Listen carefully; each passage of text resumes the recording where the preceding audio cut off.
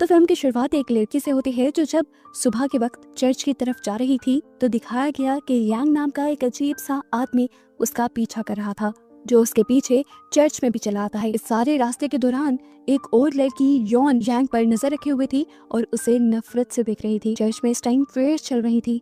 यांग आकर इन लोगों के दरमियान में बैठकर इस लड़की को अजीब नजरों से घूरने लगा। उस लड़की ने डर के मारे अपने दोस्तों को ये बात बताई कि कोई आदमी उसका पीछा कर रहा है। जिसके बाद प्रेयर्स खत्म हुई और सभी चर्च से बाहर जाने लगे। वो लड़की जिसका नाम शिन है वो भी चर्च से बाहर जा रही थी, तो यांग भी दोबारा उसके पीछे जाने लगा, लेकिन उसी टाइम प्रीस्ट ने उसे रोक लिया।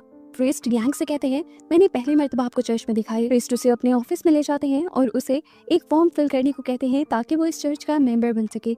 अब वो इस चर्च का मेंबर क्यों बनता, उसे लालच देने के लिए प्रीस्ट सियोंग उसे चर्च की तरफ से एक जैकेट भी गिफ्ट करते हैं। और इतने में ही उन्हें किसी की कॉल आ जाती है। ये एक डिटेक्टिव की कॉल थी जिससे प्रीस्ट को दिल टूटने वाली खबर मिली कि उसकी वाइफ का किसी और के साथ भी ताल्लुक है। ये गुस्सा प्रीस्ट सियोंग एक कीड़े को मारकर निकालते हैं, जबकि इसी टाइम पे अंदर दिखाया जाता है कि यांग प्रीस्ट की फैमिली फोटो को अजीब तरीके से घूर रहा था। खैर प्रीस्ट जैसे ही अंदर जाते हैं तो यांग उससे कहता है कि मैंने फॉर्म फिल कर दिया है, अब मैं जाने वाला हूँ। ये सुनकर प्रीस्ट सियोंग खुश हो जाती हैं और उसे उसके जूते भी पहनाने लग जाते हैं। जिस दौरान वो यांग के पाँव पे एक ट्रैकिंग डिवाइस देखते हैं जो पुलिस क्रिमिनल्स को लगाती है जेल से छूटने के बाद क्रिमिनल्स को ट्रैक करने के लिए। ये देखते हुए वो समझ गए कि यांग पास्ट में काफी गुनाह करके आया है।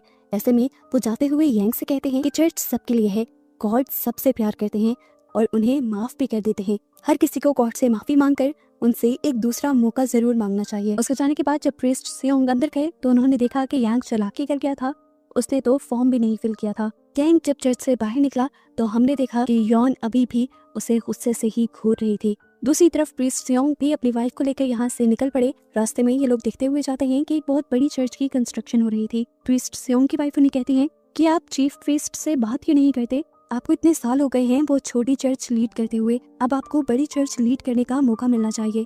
अपनी वाइफ के कहने पर प्रीस्ट सियोंग चीफ प्रीस्ट के पास जाते हैं तो उन्हें पता चलता है कि वो ये बड़ी चर्च अपने बेटे के लिए बनवा रहे थे, यानी वहाँ के लीड प्रीस्ट के लिए उन्होंने अपने बेटे को चुना था। ये सुनकर प्रीस्ट सियोंग दुखी तो बहुत हुए, लेकिन फिर उन्होंने ये सोच लिया कि ये भी गॉड का ही एक फैसला है। सियोंग जब यहाँ से निकलता है तो रास्ते में ही उसकी चीफ प्रीस्ट के बेटे से मुलाकात हो जाती है, जो इस टाइम अपने ग्रुप के साथ फन कर रहा था।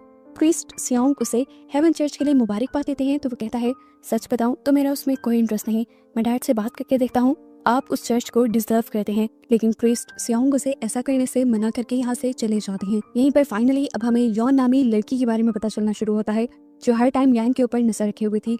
यॉन एक पुलिस ऑफिसर थी और वो काफी दुखी रहा करती थी क्योंकि उसकी बहन की मौत हो चुकी थी, जिसका जिम्मेदार वो अपने आप को मानती थी। आज भी उसके डैड उसे यही समझा रहे थे कि जो हुआ उसे भूल जाओ, होने को कोई नहीं डाल सकता, तुम्हें अपनी लाइफ में आगे बढ़ना चाहिए। लेकिन आज तक यॉन मूव ऑन इसलिए नहीं कर पाई क्योंकि उसकी बहन की स्पिरिट उसे बहुत ज्यादा डराती है और उसे ये एहसास दिलाती है कि तुम मुझे बचा सकती थी लेकिन तुमने मुझे नहीं बचाया। फ्लैशबैक से हमें यॉन की बहन की डेथ की कहानी पता चलती है, जिसे मारने वाला और कोई नहीं बल्कि यांग ही था, जिसने पहले यॉन की बहन को किडनैप किया था, फिर उसे टॉर्चर कर करके मारा था। इसीलिए अभी तक यॉन यांग के पीछे पड़ी हुई थी। यहाँ चर्च में इस टाइम प्रीस्ट सियोंग अकेले ही बैठे थे। वो गॉड से अपनी गलतियों की माफी मांगते हुए उनसे हेवन चर्च मांगते हैं, यानी वो दिल से वहाँ के लीड प्रीस्ट बनना चाहते थे। तभी उनको उनकी वाइफ की कॉल आती है और उन्हें पता चलता है कि उनकी बेटी को किसी ने किडनैप कर लिया था। प्रीस्ट की बेटी पूरा दिन डे केयर में रहती थी, तो प्रीस्ट डे केयर वालों से किडनैपर का हुलिया पता करने को कहते हैं। सियोन सोचते हैं कि कौन हो सकता है जो आखिर ये करे। फिर उनकी नजर प्रिंटर पर पड़े यॉन की पिक्चर पर जाती है जो उन्होंने सुबह को ही ली थी। पास ही सियोन की फैमिली पिक्चर भी गिरी हुई थी, जिसे देखकर सियोन को याद आया कि आज यॉन इस पिक्चर को घूर घूर कर देख रहा था। तभी बारिश का जोर भी बढ़ गया, चर्च की छत टपकने लगी और यॉन की पिक्चर पर पानी आकर गिरा, जिससे उसकी पिक्चर डीमन की पिक्चर में बदलने लगी। और सियोन को लगा कि गॉड ने इस तरीके से सियोन से बात करके उसे असली क्रिमिनल का बता दिया है। इसलिए वो यांग का रिकॉर्ड निकालता है और उसे पता चलता है कि उसका क्रिमिनल रिकॉर्ड बहुत खराब था। वो अब उसका एड्रेस निकालते हुए गाड़ी से जैसे ही उसके घर जाता है तो देखता है कि वो इतनी बारिश में समेत खोदने वाली चीजें अपनी गाड़ी से निकाल रहा था। सियोन को लगा कि वो किसी लाश को ठिकाने लगा कर आया है। ऐसे में ही उसे अपनी बेटी का ख्याल आया और उसने फौरन पुलिस को कॉल करते हुए ये कंप्लेंट की कि मुझे शक है कि मेरी बेटी को किडनैप करने वाला योंग है, वो इस वक्त अपने घर पर है, प्लीज आप लोग आकर उसे अरेस्ट कर लें। थोड़ी देर में यांग गाड़ी लेकर दोबारा यहाँ से निकल गया और घर के बाहर खड़ा सियोंग उसके पीछे निकल गया।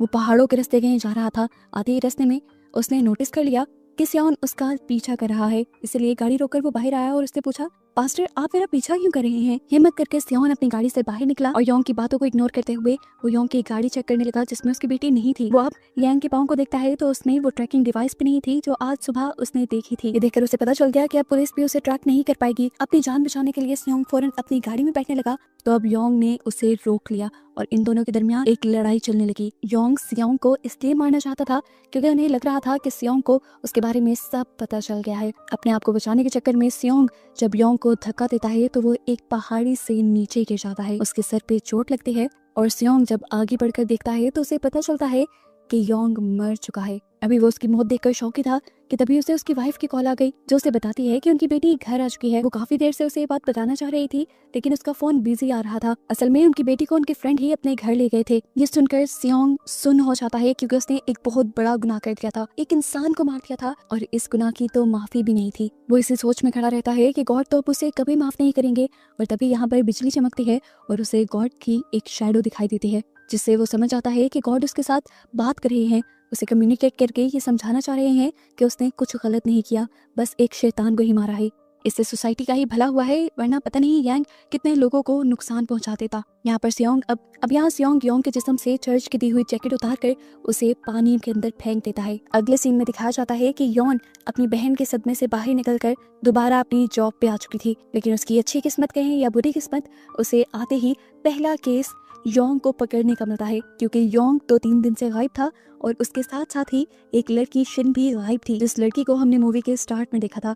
पुलिस बताती है कि शिन के सभी दोस्तों का ये कहना है कि उन्होंने योंग को शिन का पीछा करते हुए देखा है। योंग ने अपनी ट्रैकिंग डिवाइस भी तोड़ दी है जिससे उसे ट्रैक करना भी मुश्किल होता जा रहा है। साथ ही रात में पुलिस ने भी यांग के खिलाफ कंप्लेन की थी कि उसकी बेटी को यांग ने ही किडनैप किया है, यानी यांग ने एक ही रात में 2 क्राइम कर दिए थे। अब योन और उसकी टीम यांग की खोज करने के लिए चली जाती है और ये लोग सबसे पहले उसी के घर की तलाशी लेते हैं जहाँ वो देखते हैं कि यांग ने अपने घर की एक बड़ी सी दीवार पे डेमन आई की एक बड़ी सी पिक्चर बनाई हुई थी और ये आग यहाँ पर इंसानों की सोल को अपनी तरफ खींच रही थी। यहाँ हम सियोंग को चर्च में बैठा हुआ देखते हैं। वो रो के गॉड से माफिया मांग रहे थे और कह रहे थे कि प्लीज पुलिस को इस बारे में कुछ पता नहीं चलना चाहिए।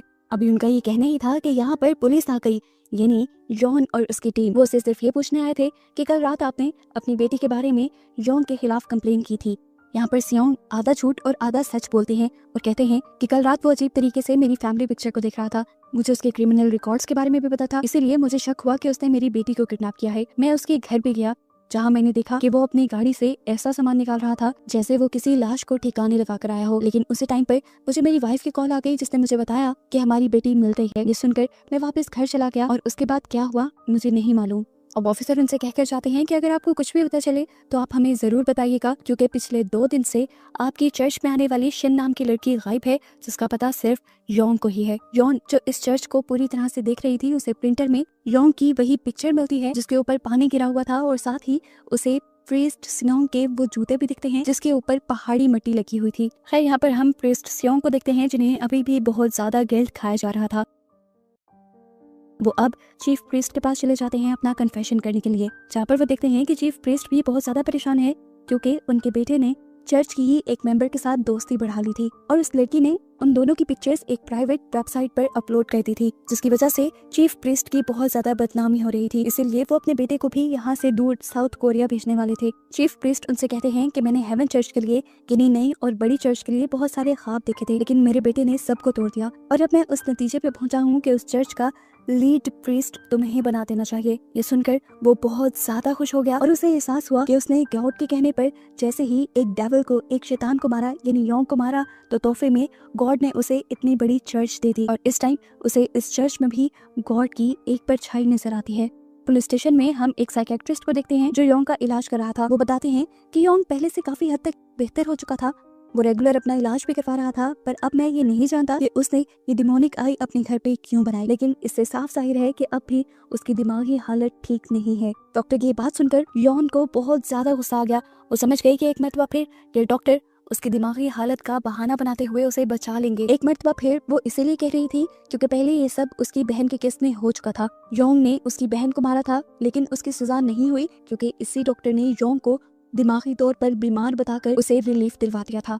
डॉक्टर ने कोर्ट को ये भी सफाई दी थी कि अगर उन्हें किसी मुजरिम को पकड़ना ही है तो वो योंग के डैड को पकड़े, जिन्होंने योंग पर बचपन में बहुत ज्यादा टॉर्चर करके उनकी ये हालत की है। असल में योंग ने योन की बहन को मारा नहीं था, सिर्फ टॉर्चर किया था, लेकिन टॉर्चर होने की वजह से वो योंग और सभी आदमियों से बहुत ज्यादा डरने लगी थी और इस डर को खत्म करने के लिए ही उसने सुसाइड कर ली थी। कोर्ट से निकलते हुए योन ने कोर्ट से कहा भी था कि कोर्ट कैसे किसी मुजरिम को ये कहते हुए सजा नहीं देती कि वो बीमार है, लेकिन क्राइम तो उसने किया होता है ना। उसकी रोती पिटती हालत को देखते हुए उसके साथ ही उसे यहाँ से ले गए थे। खैर सीन्स दोबारा प्रेजेंट में आते हैं और हम योन को देखते हैं जो दोबारा डॉक्टर से मिलती है। वो उसे कहती है आप एक मरतबा फिर योन को बचाना चाह रहे हैं, लेकिन हमें शिन को बचाना है। तो डॉक्टर कहते हैं कि अगर तुम्हें शिन को बचाना है तो तुम योंग को समझो, उसी के जरिए तुम्हें शिन का पता चलेगा। मैं सिर्फ एक डॉक्टर हूँ और इंसानों की दिमागी हालत जांच सकता हूँ। यहाँ पर चर्च में हम देखते हैं कि प्रीस्ट सियोन के पास शिन की मॉम आती हैं और उनसे अपनी बेटी के लिए प्रे करने को कहती हैं। शिन की मॉम की हालत काफी खराब थी, इसलिए प्रीस्ट खुद उन्हें ड्रॉप करने के लिए जाते हैं और तभी शिन की मॉम को पुलिस का कॉल आता है और उन्हें ये बताया जाता है कि उन्हें योंग की वैन मिल चुकी है। ये सुनकर सियोंग थोड़ा सा घबरा जाता है और वो शिन की मॉम को लेकर उस मर्डर लोकेशन पे आ जाता है। वो यहाँ पुलिस से घबराए हुए अंदाज में अजीबोगरीब सवाल कर रहा था, जैसे यहाँ से कोई डेड बॉडी तो नहीं मिली, और इस तरह के सवाल जिससे योन और उसके साथी को प्रीस्ट सियोन पे ही शक होने लग जाता है।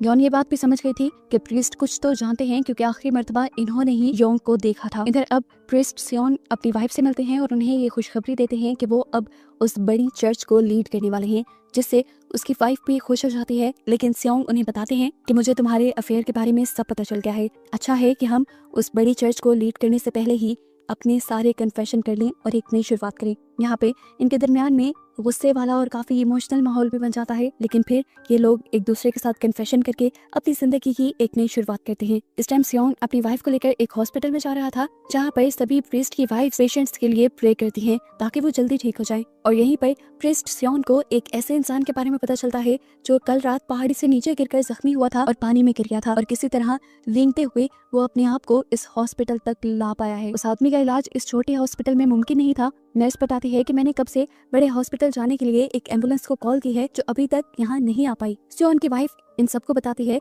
कि हमने रास्ते में देखा है, एम्बुलेंस तो रास्ते में ही फंसी हुई है। यहाँ पर सियोन सोचता है कि गॉड ने एक मरतबा फिर उसे बचा लिया, जो बड़ा गुनाह उससे होने वाला था गॉड ने उस गुनाह से ही उसे बचा लिया। वो अब योंग को देखने के लिए उसके रूम में जाता है। योंग के पास जाने पर सियोन सुनता है कि वो बेहोशी में भी यही बोल रहा था कि प्रीस्ट सियोन ने मुझे मारने की कोशिश की, जो सुनकर वो डर भी जाता है और एकदम से योंग को होश पे आ जाता है। सियोंग को समझ नहीं आ रहा था कि वो क्या करे, तभी उसे बादलों में एंजल नजर आते हैं। इसे भी वो गॉड का एक इशारा समझता है और योंग को यहाँ से लेकर फरार हो जाता है। पुलिस को भी योंग के बारे में ये खबर मिल चुकी थी कि वो इस छोटे हॉस्पिटल में था। पुलिस भी जब यहाँ आती है तो ये सब ये देखकर परेशान हो जाते हैं कि योंग तो यहाँ पर था ही नहीं। यानी यहाँ पर सियोन की वाइफ को भी देख लिया था और वो समझ गई थी कि जरूर सियोन ही योंग को लेकर यहाँ से भागा होगा, और ये सच भी था। सियोन उसे एक खाली बिल्डिंग में ले जाकर बांध देता है और उसे बताता है कि पता नहीं क्यों गॉड बार बार मुझे तुम्हारे पास ले आते हैं। असल में गॉड चाहते हैं कि मैं तुम्हें मार दूं, क्योंकि तुम एक डीमन हो और सोसाइटी के लिए एक खतरा हो। अभी तो तुम्हें मैंने बांध के रखा हुआ है, लेकिन तुम्हें मारना है या नहीं ये मैं गॉड के अगले मैसेज के बाद बताऊंगा। अब योंग सियोन से कहता है कि अगर तुमने मुझे मार दिया तो तुम्हें शिन का पता कभी नहीं चल पाएगा। वो सियोन से कहता है कि अच्छा ये है कि तुम मुझे पुलिस के हवाले कर दो और मैं तुम्हें शिन की लोकेशन बता दूंगा। सियोंग इतना भी बेवकूफ नहीं था, वो जानता था कि योंग यहाँ से जाते ही पुलिस के सामने उसके खिलाफ मुंह खोल देगा। गुस्से में सियोन अब उसे पीटने लग जाता है और उसे शिन की लोकेशन पूछने लगता है। ये देखते हुए योंग उसे कहता है कि डीमन मैं नहीं, डीमन तुम हो, तुम अपनी हालत तो देखो। आखिर जब योंग नहीं बोलता तो सियोन यहाँ से चला जाता है, क्योंकि उसे आज चर्च में शिन के लिए प्रे करनी थी, जहाँ बहुत सारे लोग भी आए हुए थे। यहाँ पर योन अब पास्टर के बारे में ही सर्च कर रही थी और उसे याद आया था कि कल उसने पास्टर के जूते देखे थे जिनमें बहुत ज्यादा पहाड़ों की मिट्टी लगी हुई थी, और ऐसा तभी मुमकिन था कि वो पहाड़ों में जाए। जरूर उन्होंने पहाड़ों में जाकर योंग के साथ कुछ किया होगा।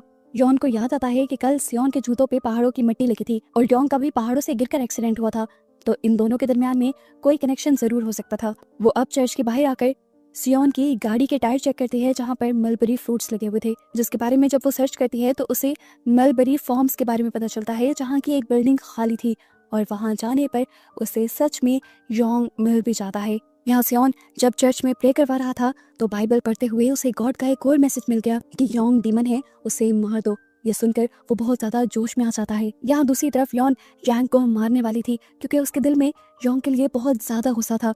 यहाँ पर उसकी बहन की स्पिरिट भी योन से योंग को मार देने को कहती है, लेकिन वो अपना ट्रिगर नहीं दबा पाती। और तभी योंग उसे ये भी बता देता है कि शिन अभी तक जिंदा है। उसे खूब पीटती है ये पूछने के लिए कि शिन को तुमने कहाँ रखा, लेकिन योंग बताता है कि मैं तुम्हें नहीं बताऊंगा, तुम मुझे पुलिस के पास लेकर जाओ, फिर ही मैं तुम्हें ये बात बताऊंगा। इतनी देर में यहाँ पर सियोन आ जाता है, जो पीछे से योन के भी सर पे वार करते हुए उसे गिरा देता है और फिर उसे भी बांध देता है। यहाँ पर योन उसे कहती है तुम गलत कर रहे हो, अभी भी वक्त है, तुम अपने आप को पुलिस के हवाले कर दो, तुम्हें कम सजा मिलेगी, और शिन वैसे भी अभी जिंदा है, अगर हमने इसे मार दिया तो हमें शिन का पता नहीं चलेगा। तब सियोन उसे कहता है शिन कब की मर चुकी है और ये मुझे गॉड ने बताया है, ये सिर्फ अपनी जान बचाने के लिए हमें ट्रैप करने की कोशिश कर रहा है। वो शिन के जिंदा होने का बताकर अपने आप को बचाना चाह रहा है। हालांकि मैंने खुद उस दिन इसे ऐसी चीजें लाते हुए देखा था जैसे वो किसी की लाश दफना के आ रहा हो। यही बातों बातों में सियोन को ये बात भी पता चलती है कि योन की बहन को भी योंग नहीं मारा था। इसके बावजूद भी अगर योंग को बचाना चाह रही है तो जरूर उसके अंदर भी डीमन आ चुका है। अभी वो यही बातें सोच ही रहा था कि तभी पीछे से आकर योंग ने सियोंग के ऊपर ही हमला कर दिया और यहाँ पर योन ने भी योंग की मदद की। योंग की जान बचाने के लिए उसने सियोंग को हथकड़ी लगा दी क्योंकि उसे अभी योंग से शिन का पता चलवाना था। यही पर अफरा तफरी सी मच जाती है और किसी चीज में फंसकर योंग की व्हील चेयर पीछे की तरफ मुड़ने लग जाती है। तेजी से वो बिल्डिंग से नीचे की तरफ आ जाता है। योन उसे बचा रही थी, लेकिन वजन बहुत ज्यादा था।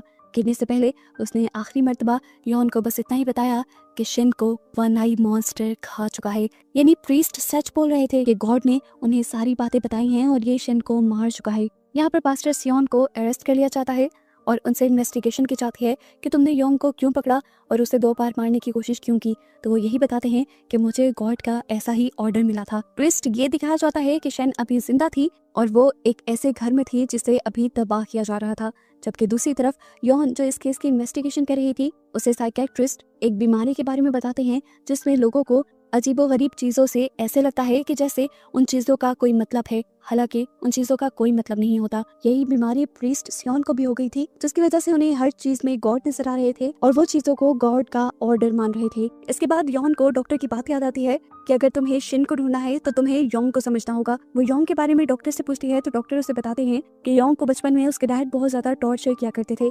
इसीलिए उसे हर चीज में डीमंस नजर आने लगे थे। उसको वो एक ऐसी एटिक में रखते थे जहाँ पे एक गोल्ड विंडो थी जिसको वो डीमन आई मानने लगा। फौरन उसे याद आया कि योंग ने उससे कहा था कि शिन को वन आई डीमन खा गया, यानी जरूर वो उसी घर में होगी जहाँ पे योंग पहले रहा करता था। ये जानकर वो फौरन अपनी बैकअप टीम को कॉल करती है और उन घरों में लेकर जाती है जहाँ पर योंग पहले रहा करता था और जिस घर को अब ये लोग तबाह करने ही वाले थे, लेकिन उससे पहले ही जाकर यांग वहाँ से शिन को बचा लेती है।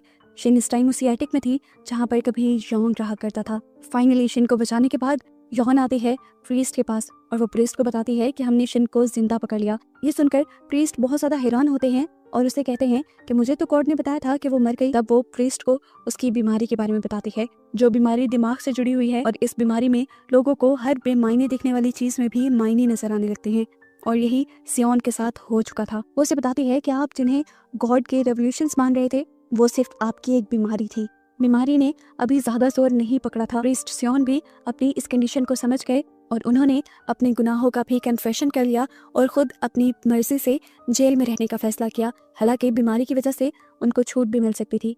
जेल में दोबारा उन्हें दीवार पर गॉड की पिक्चर नजर आती है, लेकिन वो दीवार को साफ करने लग जाते हैं क्योंकि वो समझ गए थे कि ये बस उनकी बीमारी है। जबकि दूसरी तरफ योन को जो मसला था कि उसे अपनी बहन की स्पिरिट नजर आती थी, तो डॉक्टर उसे बताते हैं कि वो असल में तुम्हारी बहन की स्पिरिट नहीं है, वो तुम्हारा ही गिल्ट है जो तुम्हें उसकी स्पिरिट की शक्ल में नजर आता है। योन भी ये बात समझ गई और उसने अपने दिल से इस गिल्ट को निकाल दिया कि उसकी बहन की मौत के पीछे वो खुद है और इस तरह उसे भी वो स्पिरिट नजर आना बंद हो गई। और ऐसे ये मूवी यहाँ खत्म हो जाती है इस सबक के साथ कि गलत सोच कभी भी गॉड रेवोल्यूशन नहीं हो सकती, गॉड का मैसेज नहीं हो सकती। किसी को मारना एक जुर्म था जिसकी सजा प्रीस्ट काट रहे थे और यहीं पर मूवी का एंड हो जाता है।